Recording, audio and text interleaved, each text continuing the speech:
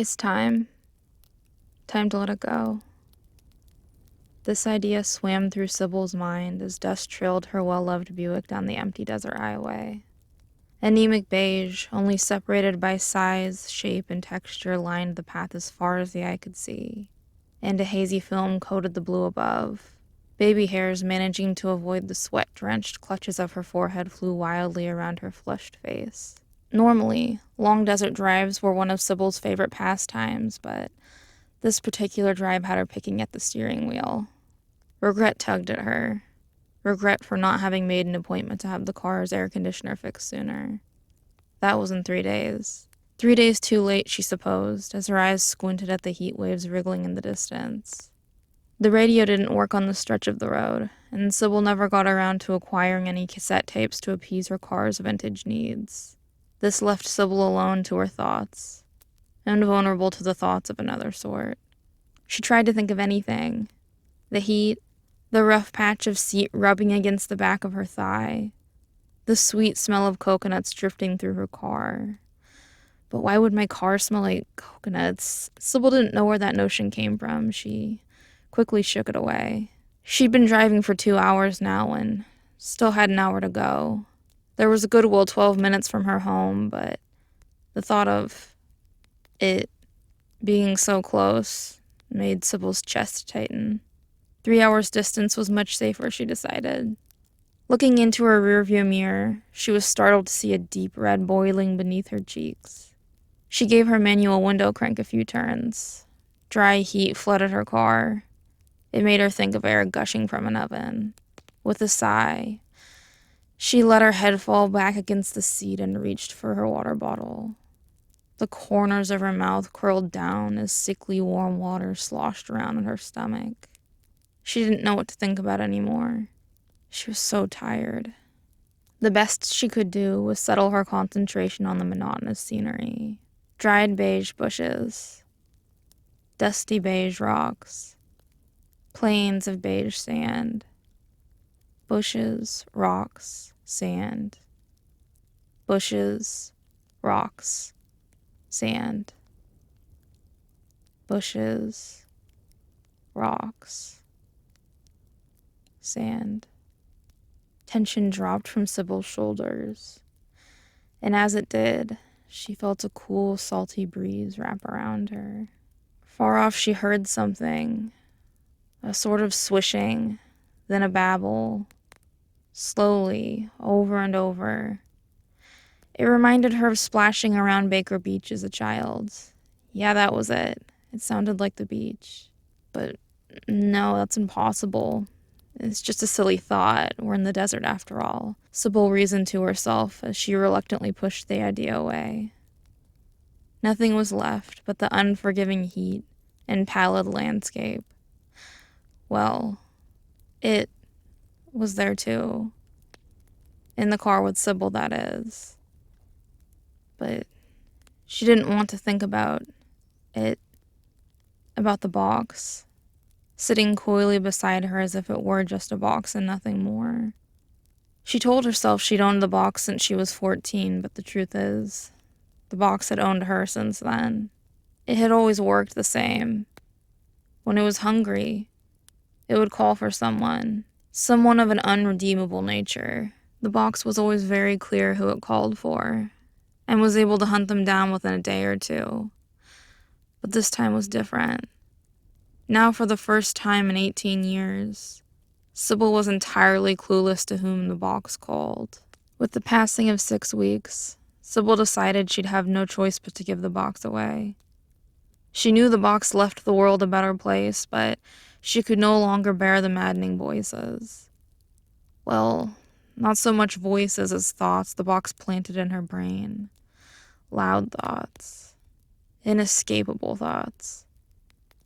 It had been dormant for over 3 years before the demands began ringing through her subconscious, then bleeding into her conscious again. Fully aware of what a nasty place the world was, Sybil kept to herself most of the time, but the box had this way about it when it was hungry.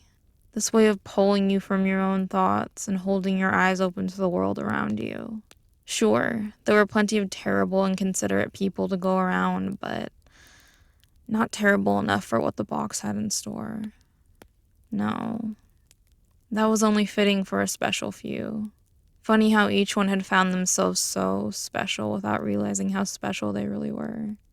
Sybil wasn't exactly sure what happened to them, but deep down, she knew it wasn't good. Just as she knew the box was starving.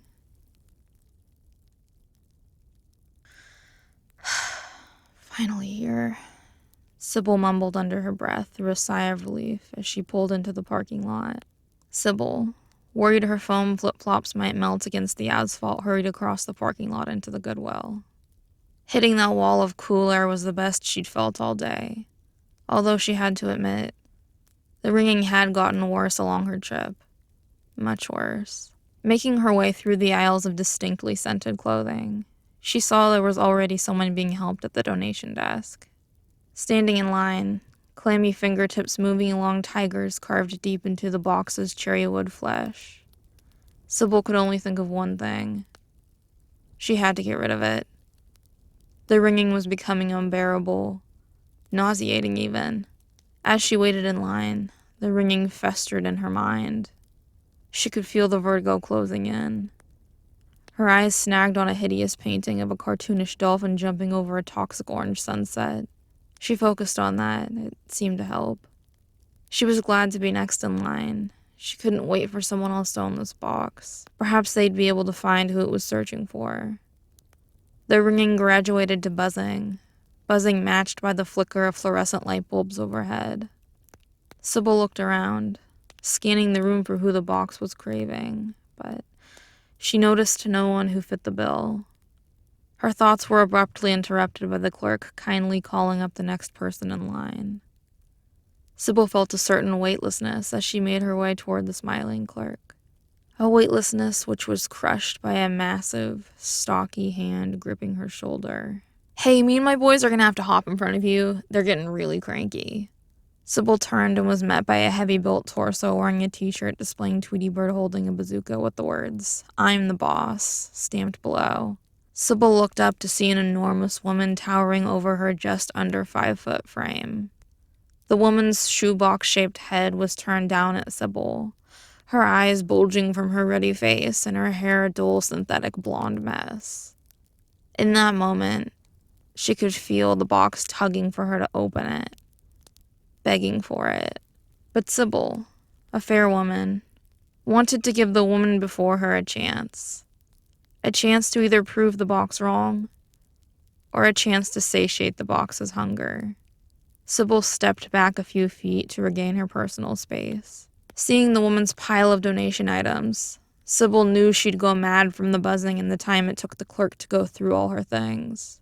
"I've just got this one thing. It should be really quick." Taking a deep breath through her nostrils, the woman sneered back. "So you're telling me that after working a 12-hour shift, me and my tired boys are just going to have to wait to donate essential clothing so you can donate one box, which is of no use to anyone?" Sybil's brow now furrowed.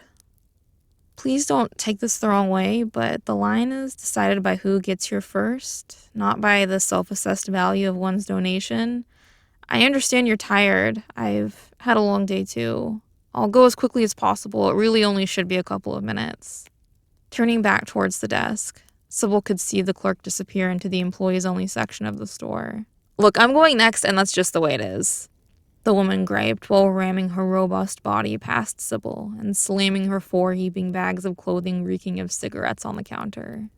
With the bags out of the way, Sybil could see 2 withered and humiliated children, maybe 12 and 8, silently staring at the ground behind the woman. One holding a grotesque pink drink, and the other a pack of cigarettes and a lighter. "Jesus, what are you waiting for?" the woman snapped at her children. Their faces grew gaunt as they stumbled over themselves to hand the woman her drink and cigarettes. "Oh my God, where is that clerk?" the woman grumbled while ringing the call bell excessively. She went on to wrestle a cigarette from its mangled box, all while yelling at her youngest son for the box's condition. The condition she was clearly responsible for, as she grasped the box with white knuckles. But she didn't stop there. She proceeded to call her son a moron for forgetting to give her lighter as she ripped it from his hand, causing him to stumble to the floor. He didn't dare cry, though. He knew it would only make things worse. Sybil watched in silent disgust as the woman lit up a cigarette in the middle of the store, her children struggling down coughs. "And what are you looking at? Do you want to fight or something?" The large woman threatened, arms out, drink wildly shaking in one hand and her cigarette in the other. "No, I don't want to fight you," Sybil replied, recoiling back. She clutched the box tight against her. Its argument was compelling. A short, wafery man across the store shook his head.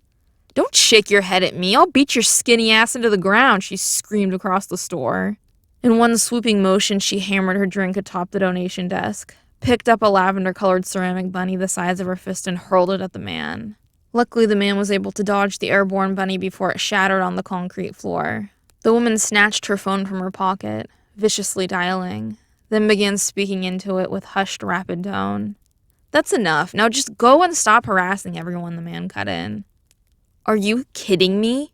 You've all been harassing me and my boys. Please leave us alone or I'll have to involve the cops," the woman blurted in a poorly acted state of worry. "You cannot be serious," the man said with an eye roll. The woman's eyes narrowed on the man as she muttered something into the phone. Planting her enormous sweaty palm against the microphone, she snapped, "Do you want to fight? Try me, little man, see what happens." As she removed her hand from the phone, the man stated plainly, "No, no one wants to fight you. You're the one who keeps trying to fight everyone." In another forced stage of hysterics, the woman boomed, "Oh my God, you're completely insane. You're psychotic. You need help. Stay away from me." The man now trying to work the knots from his shoulders. "Listen, you need to stop. This is getting ridiculous." The woman now forcing crocodile tears from her protruding eyes. "No, you need to stop. You're all just a bunch of crazed, selfish monsters. I'm only here trying to take care of my family and donate clothes to the less fortunate. Just let me and my family donate our clothes and go in peace." The woman promptly wiped away her tears as she shoved her phone back in her pocket. Within a wink, she rapidly began ringing the call bell again while shouting, "Hello, I've been waiting to make a donation for over 10 minutes now." From the back emerged a stout man with a receding hairline and a name tag reading, "Manager," and Simon. "Ma'am, we appreciate your wanting to make a donation, but we can see you've been the center of conflict with some of our customers, so we're going to have to kindly ask that you please exit the premises immediately." "You son of a bitch," the woman hissed through clenched teeth before knocking everything on the donation desk onto the floor. "Please leave now or we're going to have to call the police," Simon affirmed, phone in hand. Dragging her children behind her, the woman knocked over a lamp, a mirror, and a chair while yelling obscenities on her way out of the store. Sybil had no doubt the box was right. The buzzing dampened as the distance grew between Sybil and the woman. She needed to calm the box's unrest. If she wasn't able to concentrate, it wouldn't work. Once home, the buzzing reverted back to a ringing that had once seemed torturous, now felt closer to a purr. Sitting cross-legged on her bed, the box before her, she took a deep breath, then another, and more, until her heart rate fell to meditative rhythm. Her eyes closed. Her arms felt light and heavy at the same time. She was ready. When her eyes opened, there was the box, waiting. With steady hands, she opened the lid. It was like greeting an old friend. Inside sat a jet black button, the image of an island carved into it. Sybil stared into the button, and she swore the button stared back into her. She lifted her hands above the button, eyes closed.